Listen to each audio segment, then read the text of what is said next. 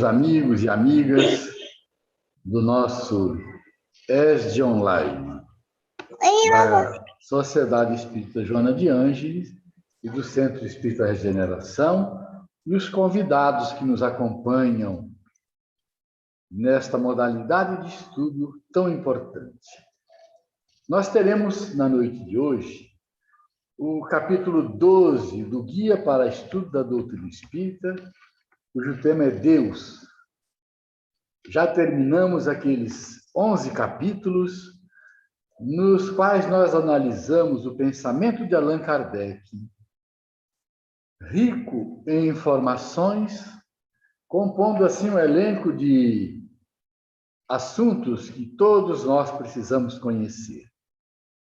Iniciando hoje o capítulo 12, o capítulo Deus, nós vamos então nos aprofundar mais no estudo do conteúdo profundo dos livros da codificação e obras póstumas, buscando nas questões formuladas e também em todas as explicações de Kardec, o corpo de doutrina com as lições dos Espíritos.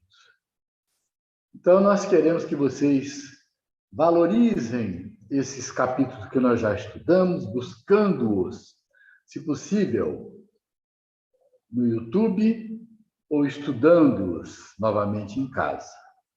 E assim, nós teremos hoje, colaborando conosco, a nossa companheira Jaqueline, que é daqui do Centro Espírita Regeneração, que vai fazer a síntese do estudo, vai apresentar o estudo. Vamos fazer a nossa prece para darmos a palavra a ela.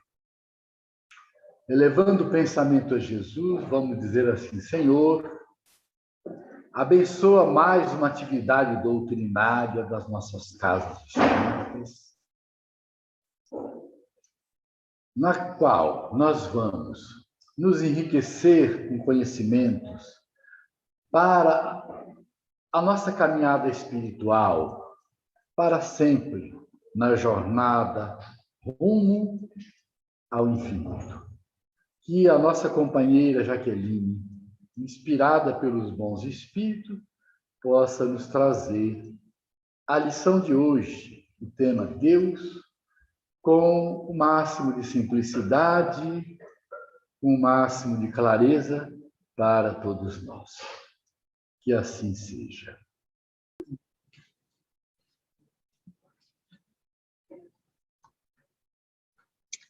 Boa noite a todos. Nós vamos falar hoje sobre o capítulo 12, que se intitula Deus. Ainda sabemos muito pouco sobre Deus, mas Kardec e os espíritos nos trouxeram alguns esclarecimentos. Quanto à doutrina espírita, Deus perdeu toda a corporeidade, não é material, é eterno, e com toda a maldade e injustiça do mundo, aprendemos que Deus é soberanamente justo e bom. Porque toda maldade e injustiça procedem do homem, fruto de escolhas equivocadas, de imperfeições que trazemos de muitas encarnações. Mas Deus nos criou para sermos felizes e nos dá todas as oportunidades para que nos tornemos espíritos puros.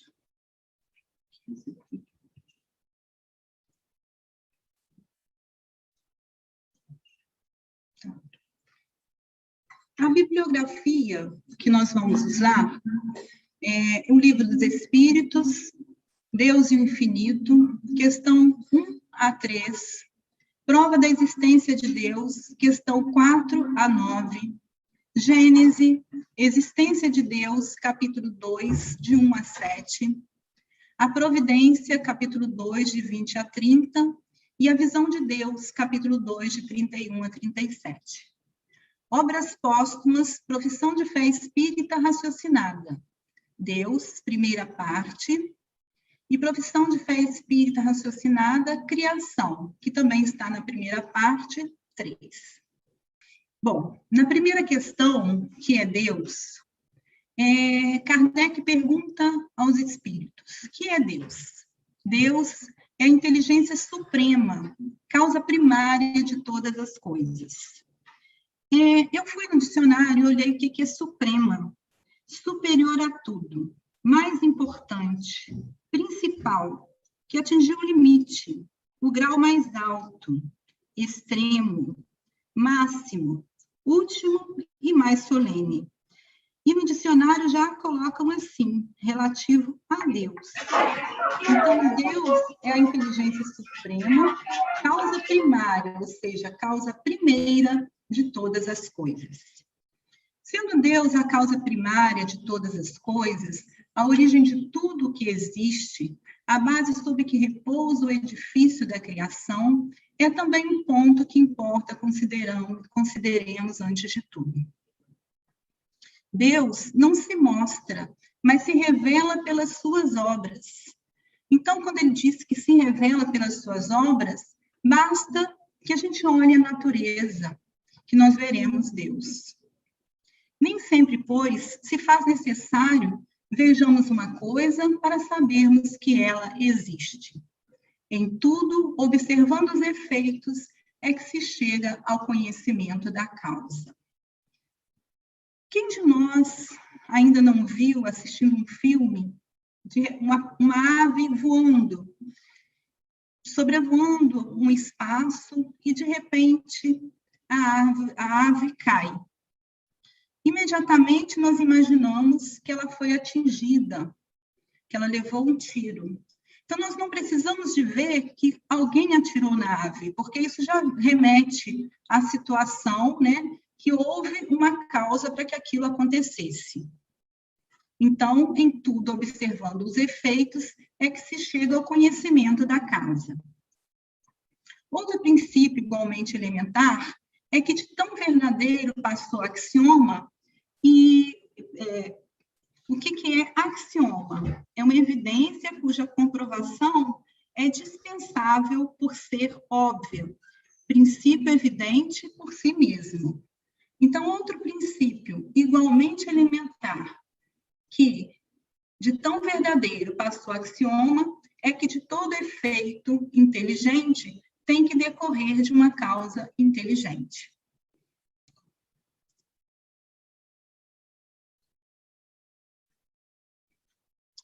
E aí, quando fala de uma causa inteligente, o que nos remete?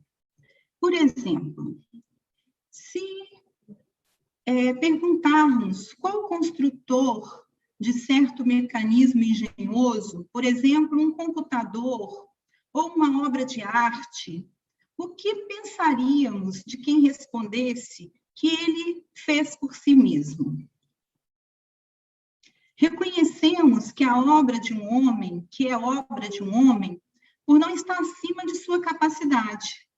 Mas, se lançarmos um olhar sobre a natureza, notando a providência, a sabedoria, a harmonia que presidem essas obras, veremos que a obra não pode ser de um homem, porque é de uma inteligência superior à inteligência do homem.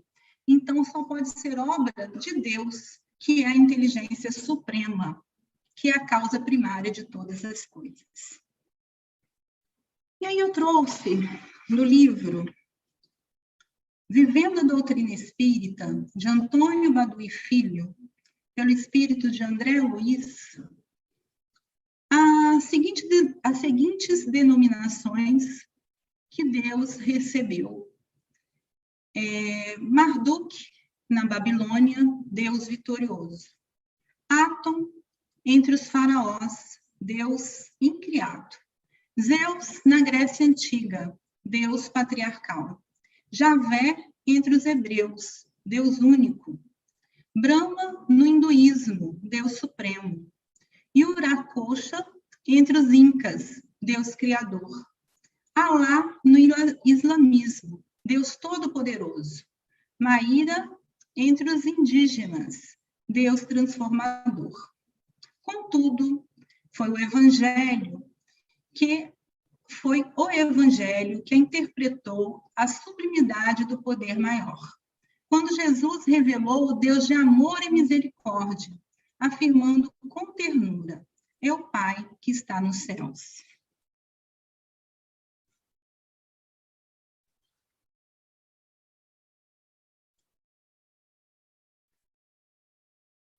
E aí eu trouxe para vocês um texto escrito por Eurípides Barçanufo, tirado do livro Que é Deus, de Eliseu F. Mota Júnior.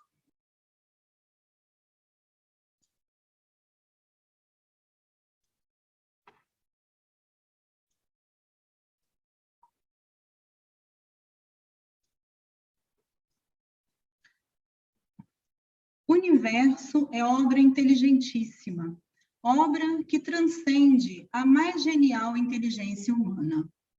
E como todo efeito inteligente tem uma causa inteligente, é forçoso inferir que a do universo é superior a toda inteligência. É a inteligência das inteligências, a causa das causas, a lei das leis, o princípio dos princípios, a razão das razões, a consciência das consciências. É Deus, Deus, nome 1000 vezes santo, que Isaac Newton jamais pronunciava sem descobrir-se. É Deus, Deus, que nos revelais pela natureza, vossa filha e nossa mãe. Reconheço-vos eu, Senhor, na poesia da criação que sorri, no ancião que tropeça, no mendigo que implora, na mãe que vela, no pai que instrui, no apóstolo que evangeliza. Deus, reconheço-vos eu, Senhor, no amor da esposa, no afeto do filho, na estima da irmã, na justiça do justo, na misericórdia do indulgente, na fé do pio, na esperança dos povos, na caridade dos bons, na inteireza dos íntegros. Deus, reconheço-vos eu, Senhor, no astro do vale, na eloquência do orador, na inspiração do artista, na santidade do moralista, na sabedoria do filósofo, nos fogos do gênio. Deus, reconheço-vos eu, Senhor, na flor dos vergens, na relva dos vales, no matiz dos campos, na brisa dos prados, no perfume das campinas, no murmúrio das fontes, no rumoejo das franças, na amplidão dos oceanos, na majestade do firmamento. Deus, reconheço-vos eu, Senhor, nos lindos antélios, no íris multicor, nas auroras polares, no argêntio da lua, no brilho do sol, na fulgência das estrelas e no fulgor das constelações. Deus, reconheço-vos eu, Senhor, na formação das nebulosas, na origem dos mundos, na gênese dos sóis, no berço das humanidades, na maravilha, no esplendor, no sublime do infinito. Deus, reconheço-vos eu, Senhor, com Jesus quando ora, Pai nosso que estais nos céus, ou com os anjos quando cantam glória a Deus nas alturas. Aleluia. Então, através desse texto escrito por Eurípides, que é uma poesia que nos mostra os esclarecimentos dos espíritos às perguntas de Kardec. A gratidão por toda a criação de Deus e com amor, delicadeza e sabedoria, ele, Deus, transcende a mais genial inteligência humana, que somente uma inteligência suprema, causa primária de todas as coisas, poderia fazer tão grandiosas coisas.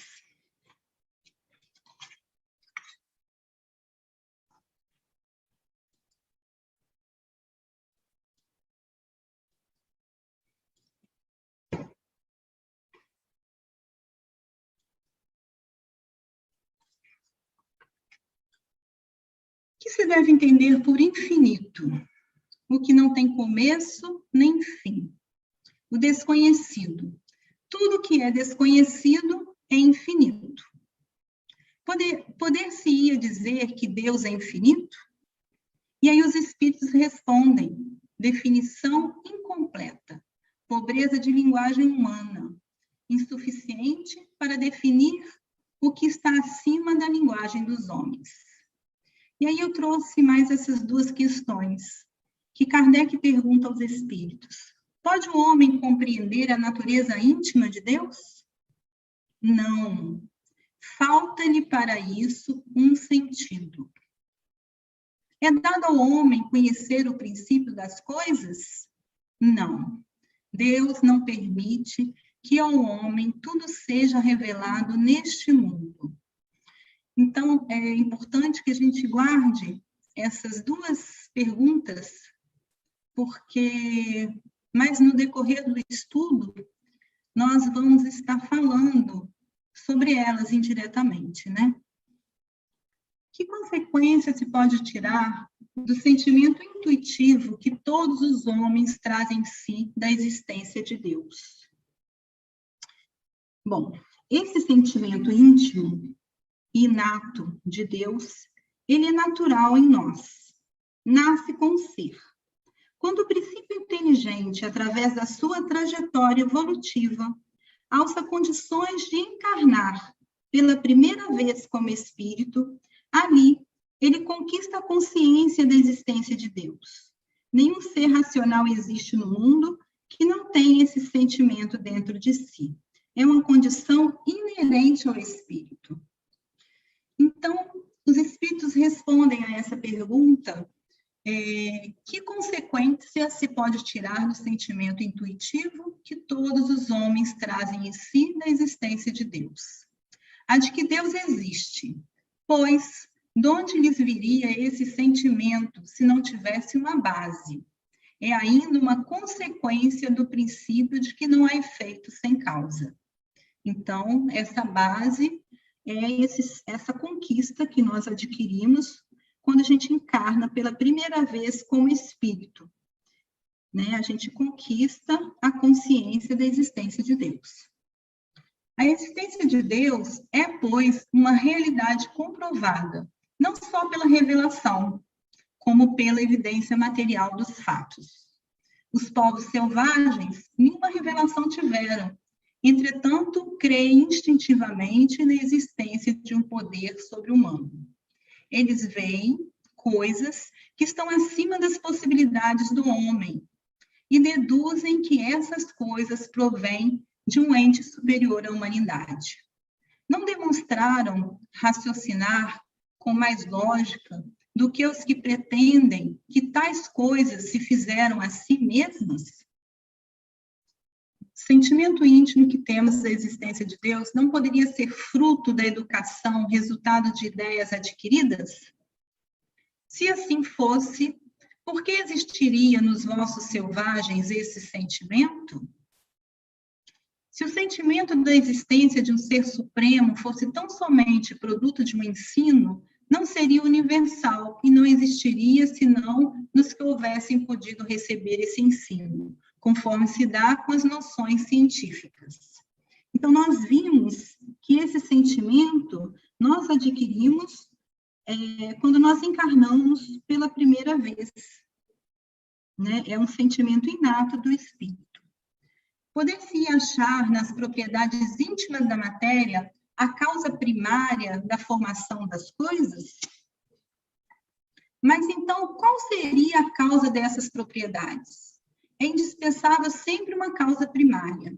Atribuir a formação primária das coisas às propriedades íntimas da matéria seria tomar o efeito pela causa, porquanto essas propriedades são também elas um efeito que há de ter uma causa. Então, tudo que diz respeito, tudo que diz que Deus é o autor de todas as coisas, mas quando ele as criou? A matéria existe como ele de toda a eternidade? Então, os espíritos respondem: ignoramos completamente. Acerca de tudo que ele não julgou conveniente revelar-nos, apenas podemos estabelecer sistemas mais ou menos prováveis. Há, porém, um limite que não é possível transpor. Querer ir além é perder tempo e cair no erro. Esse começo, esse fim, são resultados de leis que nos são desconhecidas. Então, os espíritos respondem que nós ignoramos completamente. Nós não temos ainda condições de saber a respeito disso.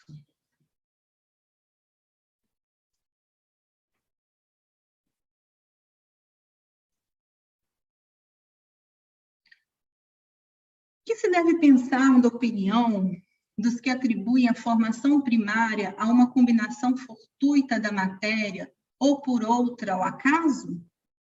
Outro absurdo. Que homem de bom senso pode considerar o acaso um ser inteligente? Além disso, o que é o acaso? Nada. Em que é que, na causa primária, se revela uma inteligência suprema e superior a todas as inteligências? Tendes um provérbio que diz: pela obra se reconhece o autor. Pois bem, vede a obra e procurai o autor. É só a gente olhar para a natureza que a gente vai ver que é uma coisa que o homem não tem condições de criar. O orgulho é que gera a incredulidade. O homem orgulhoso nada admite acima de si.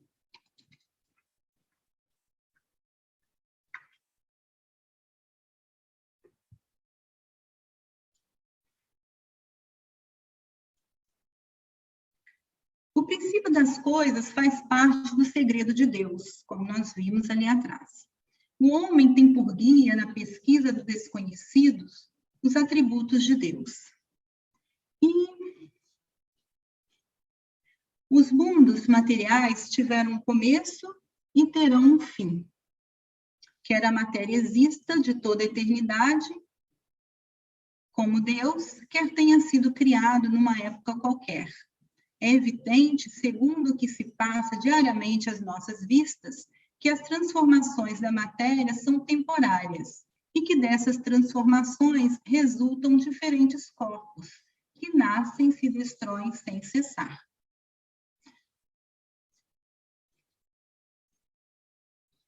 Os atributos de Deus é que fala que o homem tem como princípio das coisas, não, o homem tem por guia na pesquisa do desconhecido os atributos de Deus.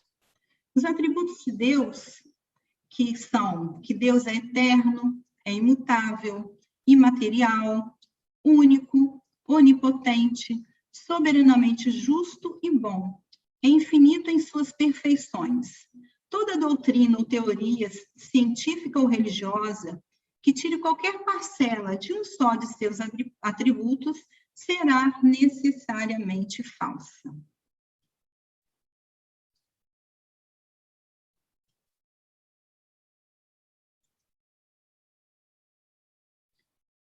Como pode Deus, tão grande, tão poderoso, tão superior a tudo, imiscuir-se, ou seja, intervir-se em pormenores ínfimos, preocupar-se com os menores atos e os menores pensamentos de cada indivíduo? A providência é a solicitude de Deus para com suas criaturas. E aí eu fui pesquisar o que é solicitude. É a boa vontade, é o desejo de atender da melhor maneira possível a alguma solicitação, empenho, interesse e atenção. Então, a providência é a boa vontade de Deus para com as suas criaturas. Tendo restritas suas faculdades e percepções, não compreendem que Deus possa e se digne de intervir diretamente nas pequenas coisas. Diante desses problemas insondáveis, cumpre que a nossa razão se humilhe.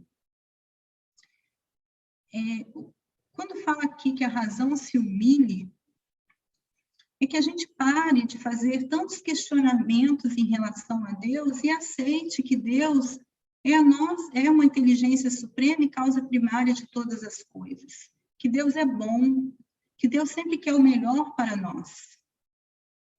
Deus existe, disso não podemos duvidar. É infinitamente justo e bom. Essa é a sua essência. Deus é justo e bom, nós temos certeza disso, porque Ele está o tempo todo nos ajudando. A tudo se estende a sua solicitude, compreendemos-lo. Só o nosso bem, portanto, pode Ele querer, de onde se segue que devemos confiar nele. Ele é o essencial. Nós não precisamos de outros deuses, nós precisamos só de Deus.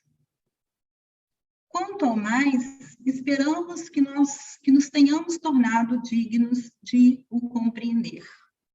Que possamos colocar isso na nossa prece, né? Que possamos compreender melhor Deus, né? Pedir a Deus para que que nos torne dignos de o compreender.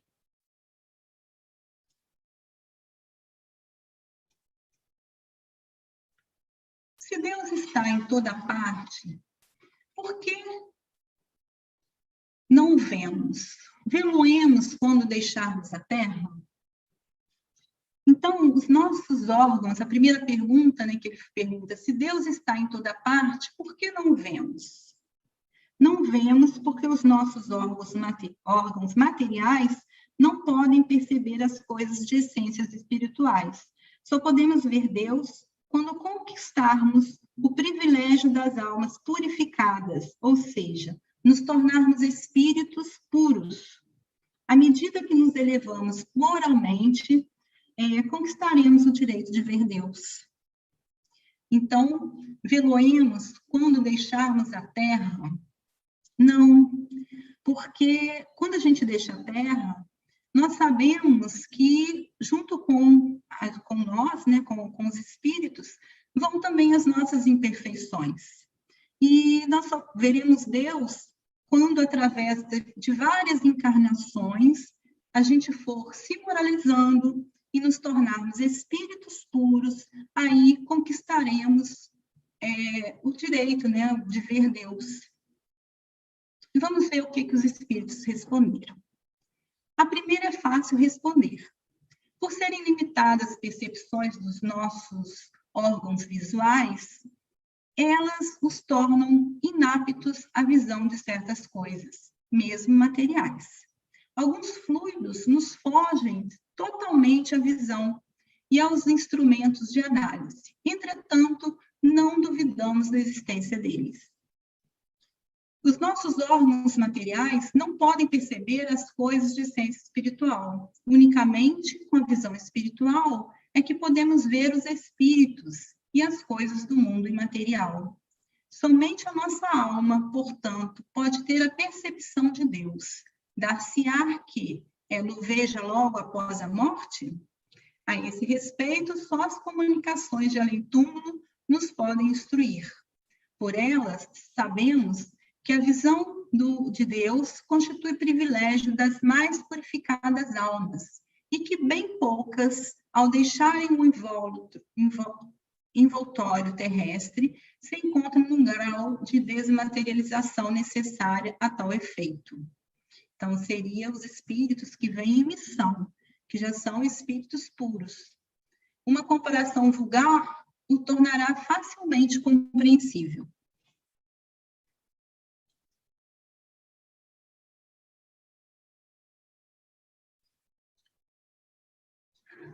As imperfeições da alma são quais camadas nevoentas, que lhe obscurecem a visão. Cada imperfeição de que ela se desfaz é uma mácula a menos. Todavia, só depois de se haver depurado completamente, é que goza da plenitude das suas faculdades. Sendo Deus a essência divina por excelência, unicamente os espíritos que atingiram o mais alto grau de desmaterialização o podem perceber. Pelo fato de não o verem, não se segue que os espíritos imperfeitos estejam mais distantes dele do que os outros. O que há é que as imperfeições daqueles espíritos são vapores que os impedem de vê-lo. Quando o nevoeiro se dissipar, vê-lo-ão resplandecer.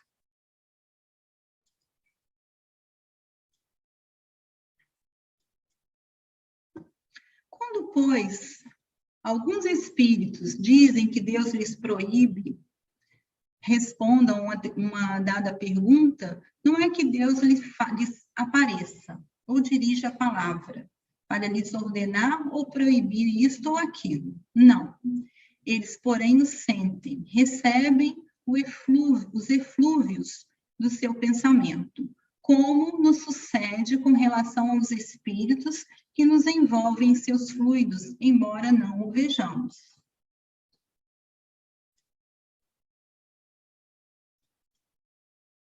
Nenhum homem, conseguintemente, pode ver a Deus com os olhos da carne. Se essa graça fosse concedida a alguns, só o seria no estado de êxtase, quando a alma se acha tão desprendida dos laços da matéria que torna possível o fato durante a encarnação. Tal privilégio, aliás, exclusivamente pertenceria a almas de eleição encarnadas em missão que não em expiação. Sob que aparência se apresenta Deus aos que se tornam dignos de vê-lo? Será sob uma forma qualquer? Sob uma figura humana ou como foco de resplendente luz? E aí os espíritos respondem: a linguagem humana é impotente para dizê-lo, porque não existe para nós nenhum ponto de comparação capaz de nos facultar uma ideia de tal coisa.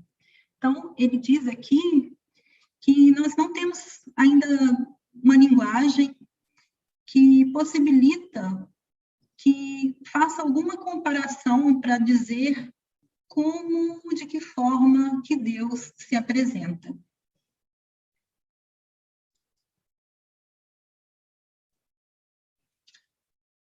E aí, eu trouxe para vocês do livro Boa Nova, de Francisco Cândido Xavier, pelo espírito de Humberto de Campos. Está no capítulo 7, então é um trecho do capítulo 7, na verdade eu não vou ler ele todo, e é uma oração ao horto. Jesus, né? Depois do ato de humildade extrema, de lavar os pés de todos os discípulos, Jesus retomou o lugar que ocupava a mesa do banquete singelo.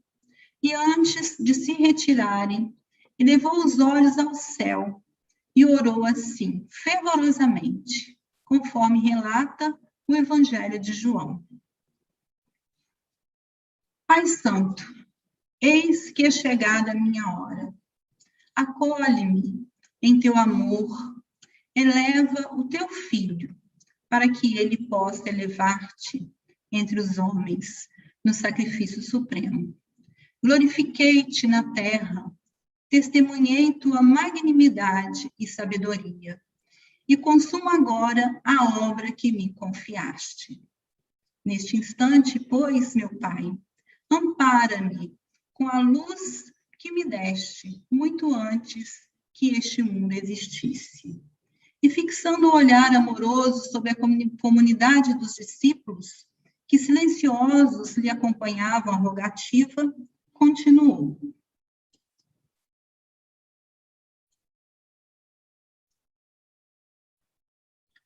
Manifestei o teu nome aos amigos que me deste. Eram teus e tu os confiaste, para que recebessem a tua palavra de sabedoria e de amor. Todos eles sabem agora que tudo quanto lhes dei provém de ti. Nesse instante supremo, Pai, não rogo pelo mundo que é obra tua e cuja perfeição se verificará algum dia, porque está nos teus desígnios insondáveis, mas peço-te particularmente por eles, pelos que me confiaste, tendo em vista o esforço a que os obrigará o Evangelho, que ficará no mundo sobre os seus ombros generosos. Eu já não sou da terra, mas rogo-te que os meus discípulos amados sejam unidos uns aos outros como eu sou contigo.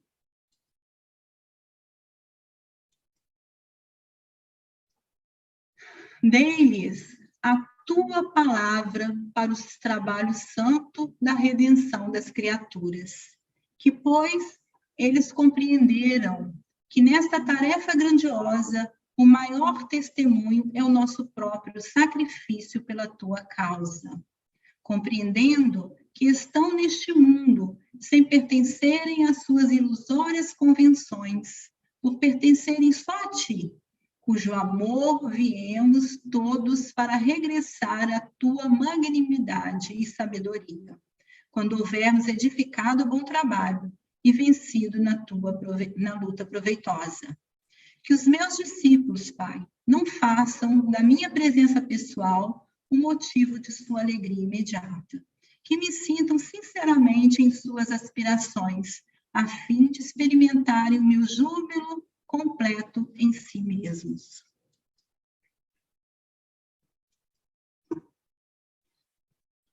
Junto deles, outros trabalhadores do Evangelho despertarão para a tua verdade. O futuro estará cheio desses operários, dignos do salário celeste. Será, de algum modo, a posteridade do Evangelho do Reino que se perpetuará na terra, para glorificar a tua revelação.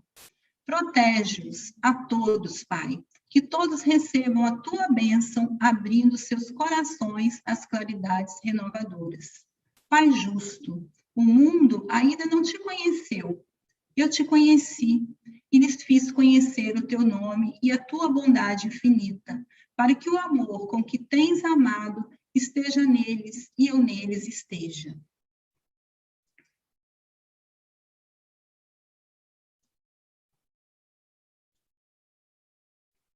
E aí eu pergunto para vocês, né? A questão 625 do Livro dos Espíritos pergunta o seguinte: Kardec pergunta: qual o tipo mais perfeito que Deus tem oferecido ao homem para lhe servir de guia e modelo? Veio de Jesus. Então, eu trouxe esse texto, nós temos várias passagens de Jesus, né? E eu trouxe esse texto porque ele vem falando da inteira comunhão com Deus. Jesus, como é o nosso modelo e guia, ele exemplifica em toda a sua passagem pela terra essa comunhão com Deus. E nós precisamos seguir o seu exemplo. Ele exemplificou o tempo todo que Deus é amor, é misericordioso, é justo e bom, a sua magnitude nas criações. E como foi dito pelos Espíritos, Jesus é o nosso modelo e guia. Então, devemos seguir os exemplos de Jesus.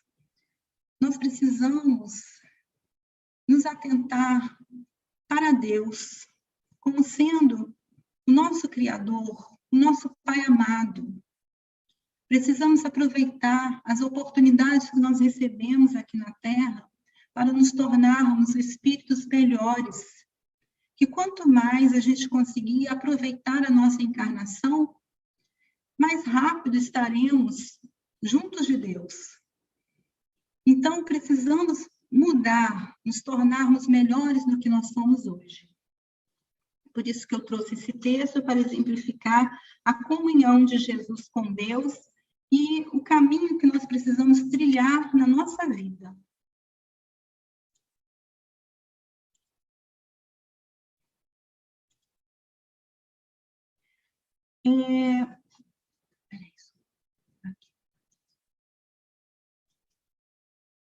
E aqui eu trouxe para vocês algumas figuras que nos mostram a natureza, as criações de Deus. E mostrando para que a gente, aqui, por exemplo, nessa que a gente vê a Terra e o Sol, né? Então, Deus se mostra, Deus não se mostra, mas se revela pelas suas obras. Por exemplo, a velocidade com que a Terra realiza os seus movimentos de rotação e translação em volta de si mesmo e do Sol é de 1.600 quilômetros horários, o que não é um acaso, é uma lei matemática de equilíbrio para sustentar a vida na Terra. Se a Terra movimentasse com uma velocidade de 1/10, ou seja, de 160 quilômetros, o dia teria 120 horas e a noite teria 120 horas. Isso, o Sol queimaria tudo na Terra. E à noite, o frio acabaria com o que tivesse sobrado, se é que sobraria alguma coisa. Então, nós vemos aí um cálculo matemático de equilíbrio para sustentar esse movimento, né? E a distância que separa a Terra do Sol é aproximadamente de 150 milhões de quilômetros, o que permite que a gente tenha esse solzinho que é agradável, essa temperatura agradável e que permite a vida na Terra. Se não fosse essa distância que tem entre o Sol e a Terra, também não teria vida na Terra. Nós vemos o mar, por exemplo. O mar, se fosse mais profundo 3 metros, a vida seria impossível, porque o oxigênio do ar seria absorvido e o ácido carbônico também seria recebido pelas águas, matando toda forma de vida, quer no seio da água, quer na superfície lisa. E aí eu trouxe também o João de Barro, que constrói a sua casinha na árvore. E aí, quando vai chegando a época do acasalamento, ele faz a casinha e ele sobe no galho mais alto para ver a direção dos ventos. Em que direção virão os ventos hibernais? Porque aí ele vai construir a portinha da casa dele no sentido contrário, para que, quando vier os ventos, para preservar, né, os filhotinhos, para que os filhotes não morram. E tudo isso é obra da criação de Deus. Então, Deus, isso é uma coisa que a gente não tem condições de fazer. É somente uma inteligência suprema que poderia fazer. Outra coisa é a cadeia alimentar, que a gente estuda na escola, né? Onde um ser vivo serve de alimento para o outro, e por meio dela ocorre a transferência da matéria e a energia no ecossistema. Quando está desequilibrada, causa catástrofes no meio ambiente, né? Então, a gente vê, há pouco tempo, a gente viu que, acho que eram gafanhotos, né? Que estavam vindo para a Argentina, poderiam até vir a chegar no Brasil. Então, isso é um desequilíbrio na cadeia alimentar, né, no ecossistema. Outra coisa é o corpo humano. Agora de noite, deve estar todo mundo com fome, né? Mas aí, quando a gente pensa numa comida gostosa, então, imediatamente, a gente pensou na comida, 30 milhões de glândulas só do estômago começam a preparar o suco gástrico. Então, assim, o nosso corpo funciona em plena sintonia e harmonia. Então, se a gente parar para observar, contemplar as obras de Deus, mesmo com nossas percepções tão reduzidas, veremos que todo efeito tem uma causa, que somente uma inteligência muito superior à do homem seria capaz de produzir essa imensidão de maravilha. As leis que mantêm o equilíbrio da vida na Terra são tantas e tão complexas que não existe lugar para o acaso.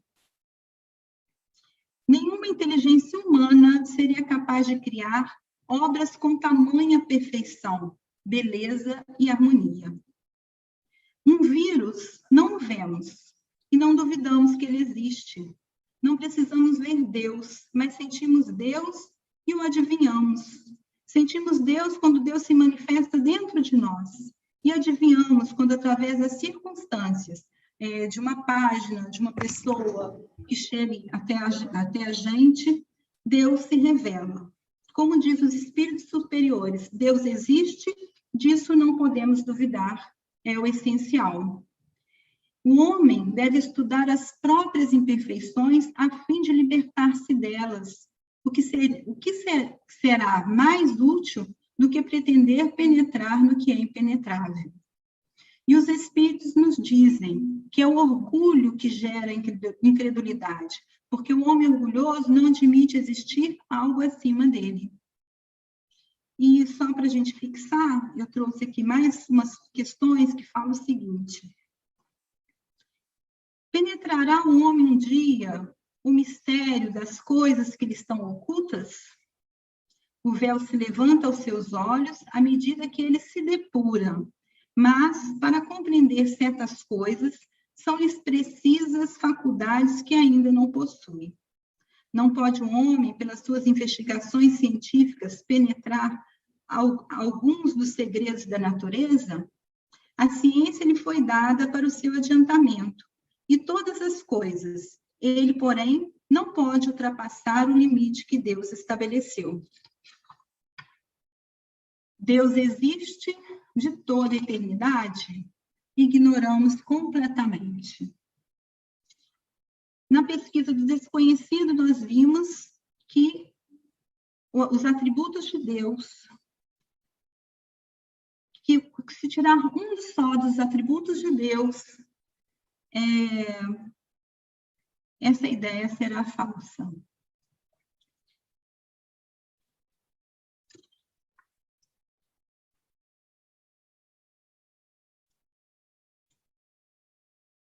E aí, concluindo o trabalho, só a doutrina espírita nos trouxe a ideia mais completa sobre Deus.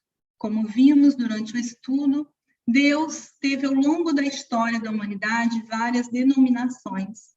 O próprio Jesus, que o conhece e compreende, deixou para o futuro a definição que o Espiritismo nos trouxe. Jesus nos deixou a ideia de que Deus é nosso Pai, que Deus é amor. Na pergunta número 1 do Livro dos Espíritos, o que é Deus? Os Espíritos deram a seguinte resposta: Deus é a inteligência suprema do universo, causa primária de todas as coisas. Então, agradeço a vocês mais essa noite de estudo e que eu possa ter colaborado de alguma forma em relação a compreendermos algumas coisas sobre Deus. Muito obrigada.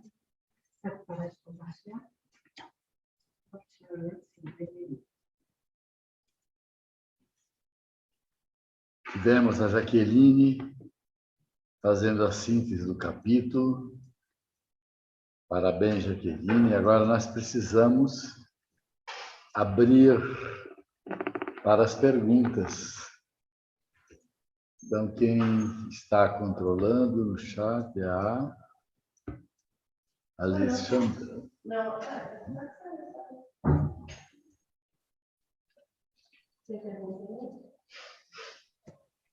Nós temos alguma questão para a Jaqueline?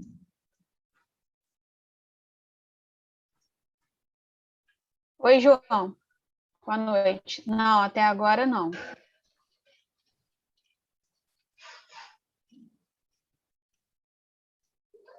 Está aberto espaço para as perguntas. Quem não fez até agora, pode formular a pergunta diretamente.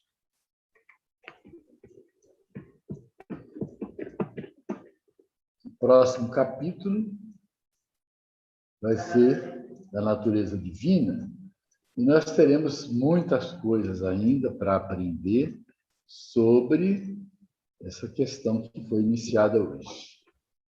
Todos os capítulos que virão, em sequência, nos mostrarão um conhecimento muito importante, gradativamente, lentamente.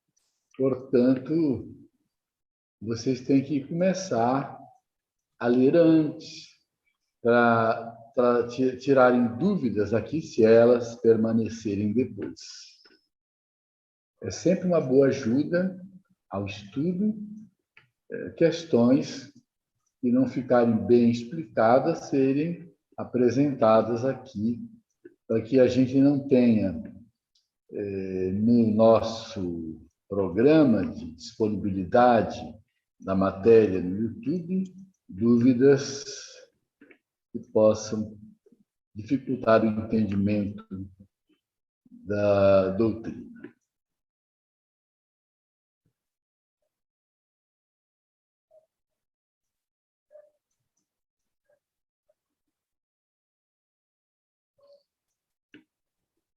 Se não existem questionamentos, nós podemos encerrar o nosso estudo, não é? Bem? Sim, até agora não tem mais perguntas, não.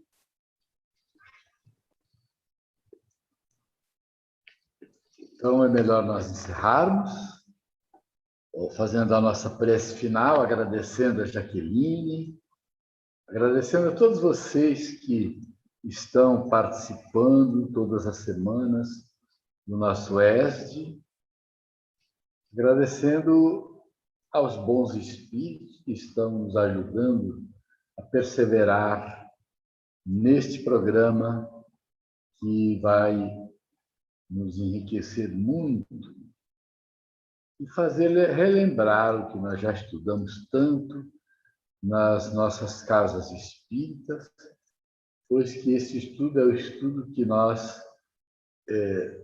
adotamos como estudo sistematizado da doutrina, através do Guia para Estudo da Doutrina Espírita. Vamos dizendo assim: Senhor Jesus, muito obrigado por mais uma noite de estudo, por podermos estar juntos em pensamento, nos unindo no mesmo ideal, unindo as nossas instituições, contribuindo para o estudo e a divulgação desta doutrina que nos consola, que nos apresenta as leis divinas de uma forma tão clara, tão fácil de ser compreendida. Encerramos aqui o nosso estudo, agradecendo a Deus acima de tudo, Jesus. Que assim seja.